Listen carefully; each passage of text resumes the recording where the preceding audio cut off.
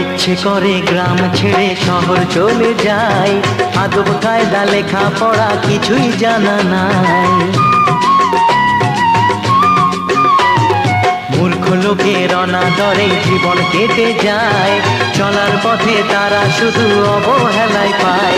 সেই দুঃখের কথা ভেবে ভেবে, দুঃখের কথা ভেবে ভেবে আমার পরাণ যায় রে ফাটি।